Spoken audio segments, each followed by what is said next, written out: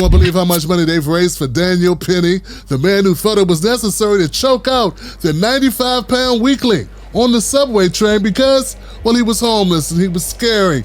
And Jesus Christ, he took his jacket off and threw it on the ground, and he's saying stuff about hurting himself. Oh no, we gotta get that guy. Well, that so-called Subway Heroes fundraiser has now passed $2.6 million. I'm worried about us. Yeah, literally worried about us being black, worried about us being hunted by so-called vigilantes in subways and in stores, walking down the street. If it ain't a Zimmerman patrolling the neighborhood, it's okay for him to shoot and kill us when he's been following us for no damn reason. Yeah, you thought we forgot about that. Or it'll be some rednecks riding around in pickup trucks chasing you because you stopped by a construction site. You got nothing in your hands, nothing in your pockets, but they say you're casing it because you stole something. And then now we got this, a guy on the subway, a crowded, packed subway, and he does nothing, and we got people going, it's a good thing this guy, Daniel Penny, stepped up. I'm still trying to figure out what he stepped up and did that was so beneficial. Yeah, I understand it when you step up, you see a burning building, you hear screams coming from the building, you rush in and you rescue somebody because there's a fire. And there's a literal fire in the building. But if you ran into the building and there was no fire and you grabbed somebody's kids and ran out, we charge you with kidnapping. If you see a child get snatched by a stranger, someone's yelling, hey, he stole my baby. That's great if you step in and do something.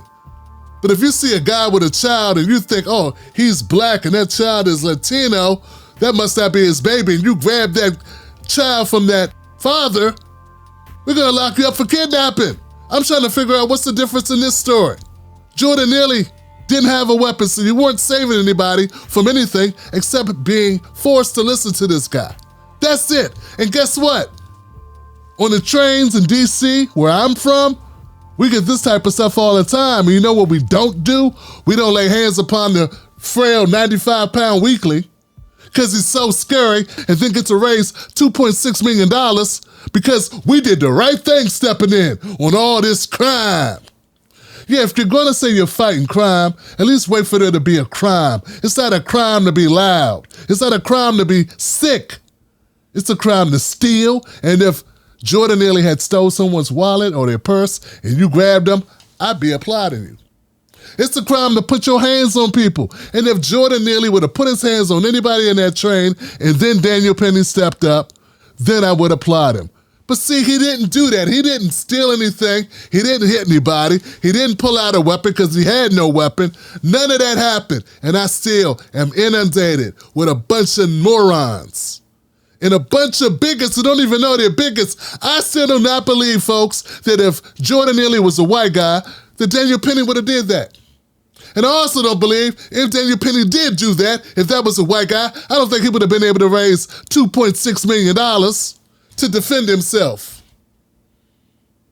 He wouldn't be Daniel Penny, the ex-Marine. He'd be Daniel Penny, the overreactive white guy, looks like he's 46 when he's only 23. That's what he would be. He'd be like, why? What's this washout doing? What's this hippie doing? Putting his hands on people. But see, now he touched the right person. A black guy with a record. A homeless black guy. Isn't that what Harris Faulkner says? The erratic actions of the homeless black man. And then Daniel Penny steps up to save them all. What drama class did you fail out of, Harris Faulkner? Yeah, I don't think Harris Faulkner gets the appropriate amount of attention, considering how much mammying she does over there on Fox News, and she nurses the Fox News white bigoted audience with all of the nutrients for white supremacy on a daily basis and has done so for almost 20 years. She never met a story she didn't water down for white folks, and never met a black person she didn't throw under the bus. And for some reason, no one ever calls her out because she talks like this. And then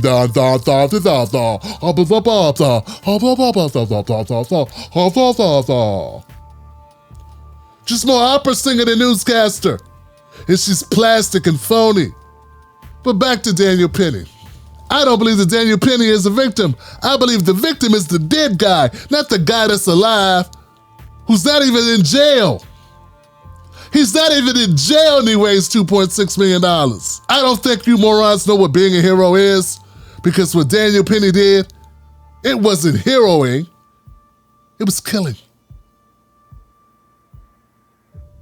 My name is Tim Black, and this has been The Black Table.